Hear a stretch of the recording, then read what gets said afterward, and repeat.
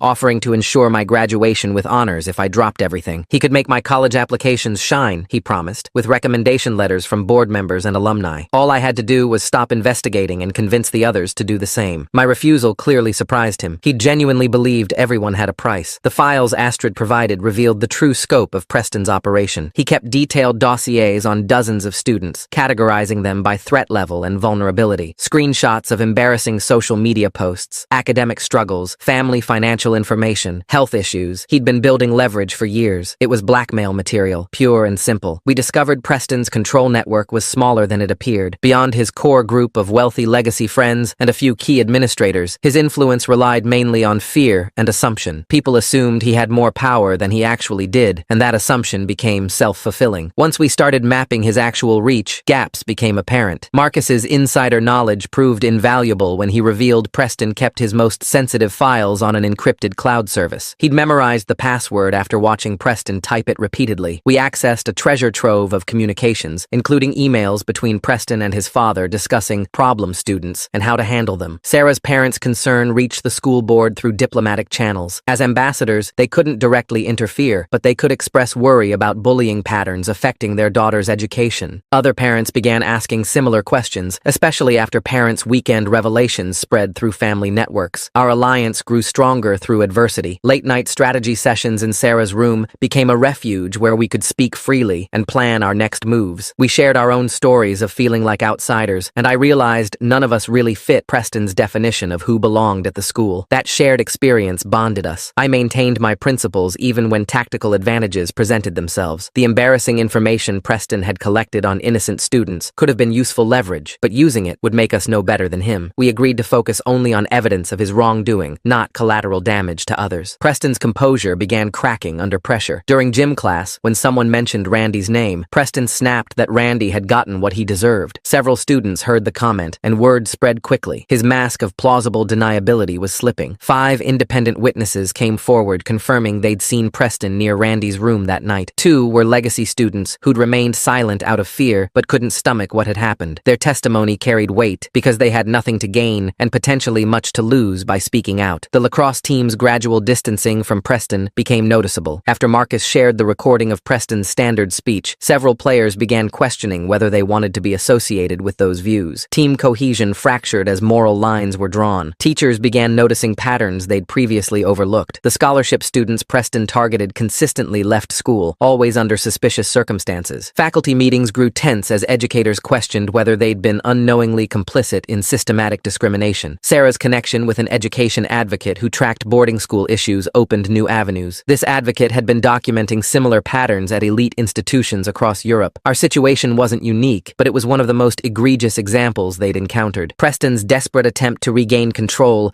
led to revealing conversations. Cornered in the dining hall by questions about Randy, he declared that his father expected him to protect their traditions. The admission that this was about more than personal power, that it was systematic and generational, chilled everyone who heard it. Sympathetic teachers began their own documentation of Preston's behavioral patterns. They couldn't officially act without administrative support, but they could create records that might prove useful later. The French teacher, who'd taught both Randy and the previous expelled student, student, seemed particularly determined to help. Preston's options narrowed as more students refused to participate in his schemes. His usual tactics of intimidation and bribery failed when people realized they weren't alone in opposing him. The collective resistance made individual targeting harder. Mr. Petrov's revelation about the staff holiday fund exposed another layer of corruption. Preston's family donated generously each year, with implicit expectations of loyalty and silence. Staff members who'd benefited felt compromised, caught between gratitude and growing unease about what they'd overlooked. I chose to show kindness, where Preston showed cruelty. When his younger brother struggled with advanced mathematics, I offered tutoring despite our conflict. The boy was nothing like Preston, shy, studious, and clearly uncomfortable with his family's methods. Through him, I glimpsed the pressure Preston faced to maintain family traditions. Staff members from across campus shared stories during informal gatherings. The maintenance crew, cafeteria workers, and grounds staff had all experienced Preston's casual dismissiveness and occasional cruelty. These stories, while individually minor, painted a picture of someone who saw service staff as beneath consideration. Preston's attempt to turn Emma against me backfired spectacularly. She revealed she'd been recording their conversations for weeks, ever since discovering his journal. His manipulative tactics, casual admissions, and derogatory comments about other students were all preserved. Her technical skills in editing and organizing the recordings proved invaluable. The headmaster's secretary witnessed a crucial interaction between Preston's father and her boss. The father's threats about reconsidering family donations if the situation wasn't handled properly were barely veiled. She couldn't record the conversation, but documented it immediately afterward in detailed notes. Parents' Weekend became a turning point as multiple families learned about Preston's systematic targeting. Students who'd remained silent finally told their parents what had been happening. The revelation that their children had been living in fear of one student's power shocked many families who'd assumed the school provided a safe environment. Our alliance compiled everything into a comprehensive dossier. Testimonies, recordings, documentation, and evidence filled hundreds of pages. Sarah's organizational skills created a clear narrative that showed not isolated incidents, but systematic abuse of power. We made multiple copies, storing them securely. The board meeting scheduled for the following week would vote on new scholarship policies. Preston's father chaired the committee proposing stricter requirements and easier expulsion procedures. The timing wasn't coincidental. This was their attempt to legitimize what they'd been doing unofficially. During morning assembly, Preston's usual confidence wavered as he noticed allied students sitting together. The visual representation of unified opposition clearly unsettled him. His typical smirk faded as he realized his isolation tactics had failed. I grappled with the moral implications of our actions. Victory would mean destroying Preston's future the same way he'd destroyed Randy's. Despite everything, I couldn't take satisfaction in that prospect. We were seeking justice, not revenge, though the lines sometimes blurred. My final attempt at mercy came through a private warning to Preston. I explained that comprehensive evidence existed and offered him a chance to make amends. He could admit wrongdoing, support Randy's reinstatement, and work to change the system he'd perpetuated. His laughter in response sealed his fate. Faculty rebellion erupted during a staff meeting about the proposed scholarship restrictions. Teachers who'd remained silent for years finally spoke out, refusing to support policies that would institutionalize discrimination. The usually controlled environment devolved into heated arguments about the school's values and future. Truth spread through careful one-on-one conversations rather than public accusations. This grassroots approach prevented Preston's father from mounting an effective counter-narrative. By the time he arrived for emergency damage control, the story had already permeated the entire campus community. Preston's desperation led to his biggest mistake. While his father met with administrators, Preston attempted to plant contraband in my room, but Marcus had warned me, and I'd set up a camera to record the attempt. Security footage also captured him entering my room with a suspicious package. The evidence was overwhelming. When campus security reviewed the footage, even they couldn't ignore such blatant criminal behavior. Preston's attempt to frame me had instead created undeniable proof of his methods. The very system he'd manipulated for years had finally turned against him. The former scholarship student from Vietnam